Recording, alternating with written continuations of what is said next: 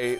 You know what that sound means. It is time, folks. We've been talking about this for weeks, but today is the day. It is the 43rd 11Alive Can-A-Thon, and with your help, we are trying to stock the shelves of the Salvation Army's food pantries for an entire year. We are collecting cans at 5 locations all across the metro. We are spread out, and our Chesley McNeil is live at one of them this morning at the Salvation Army in Marietta. So Chesley, still early, but a good time to go ahead and gather your cans and meet you out there. You know, even if you want to come out now, we're not expecting to start until 8 o'clock. If you want to come out a little earlier, nobody's looking, I'll take those cans from you. I'll make sure they get to their proper place. Yeah, we'll be collecting pretty much all morning long and into the afternoon as well. As Jonathan mentioned, we have several locations where we made it convenient for you folks, where you can help out this year, and the need is great. You know, families have faced a lot of hardship this year between the government shutdown and also because of key services on pause, the rising cost of groceries. And as Joe Ripley reports, with the 11Alive Can-A-Thon, we're helping that you will help us step up and meet the needs of people in need this year. Tierra McLeod defines the holidays as the full circle of giving. Times are hard, and it's nice to know that you can come somewhere and have people, be able to help you in your time of need. McLeod relies on food here at this Salvation Army pantry in DeKalb County. A lot of times people refer to the Salvation Army as the church with its sleeves rolled up. Captain Jamal Ellis on putting his faith into action. He says volunteers are working overtime to keep the shelves stocked. Lots of food insecurities here. Lots of pockets of need that really will go unnoticed unless you've got boots on the ground. Ellis says food demand has grown 2 to 3 times higher since last year, and the pantry's extended its hours to help hungry families. We're seeing a lot of working families coming to our food pantry because the food cost is high.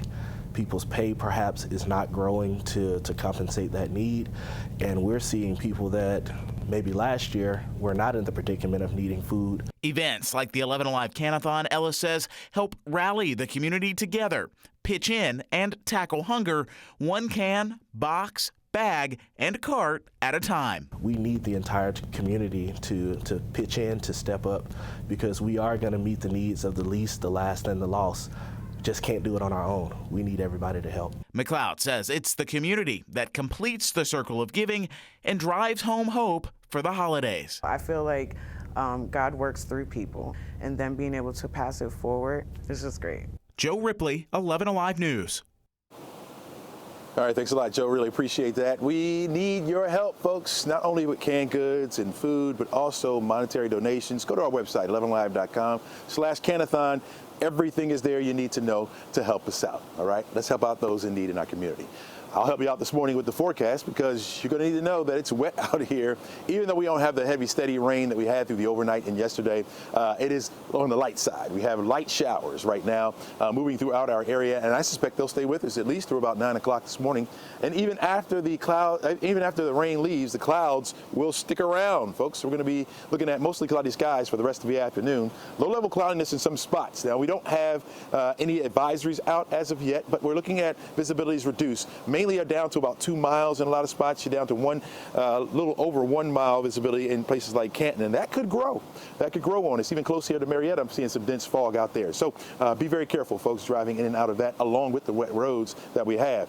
Temperature-wise, we're in the 40s, and I think that's where we're going to park pretty much all day long today. You see some 30s up there to the north, 39 degrees in Dalton, 37 degrees up toward Clayton. I think it will be joined by some other spots as well. They'll dip down into the 30s before we begin to rise back up. Throughout the southeast, we have that wet weather. It is moving over toward the east. That's some good news. We got a front that's going to make its way a little bit further down to the south, and that will be the focus for where the rain will start to wind up even by tomorrow. We're going to hold on to a threat for rain in the forecast through the weekend, but I do think south of I-20 is where you're going to find that, especially as we head into the afternoon. Now, the rain that we had, even though it has been a big nuisance for us, has been very, very beneficial. Now, you can see in the southern portions of the state where we still have exceptional drought. Here over the metro area, it's got gotten better. You can see where that darker tan area there is, or that gold area, has begun to shift a little bit further down to the south. Where we had that over the metro area, that has begun to shift, and now we're just under a moderate drought here in the metro area, so good news there. Expecting another maybe up to a ½ inch of rainfall. That's about it, folks. You notice, again, south of Macon, where you're going to have the heavier totals over the next couple of days, that 70% chance for rain has come down a little bit, and so we don't have it as high this morning, but it was around this morning.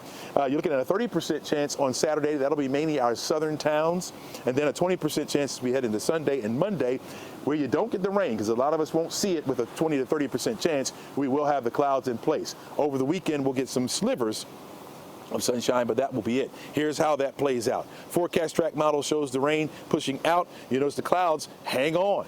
We'll be seeing cloudy skies pretty much all day today. Don't look for any sunshine at all. You don't need your shades, at least maybe galoshes instead of the shades. You'll notice that on Saturday, we start off with cloudy skies. Some rain could make it up into the metro area, but that should stay a little bit further down to the south of us. Notice how we begin to clear out overnight going into Sunday. Sunday, we'll get a little bit of sunshine in the area, but temperatures will stay in the low 50s. In fact, we're going to stay right here in the low 50s through the weekend into the beginning of next week, and then by about Wednesday, we'll see those temperatures begin to go back up again to the upper 50s. So we have to hold out at least for average for this time of year. Don't expect those 70s to be around anytime soon, folks. It's going to be on the cool side. Let's get a check on the roads now with Rachel Cox-Rosen.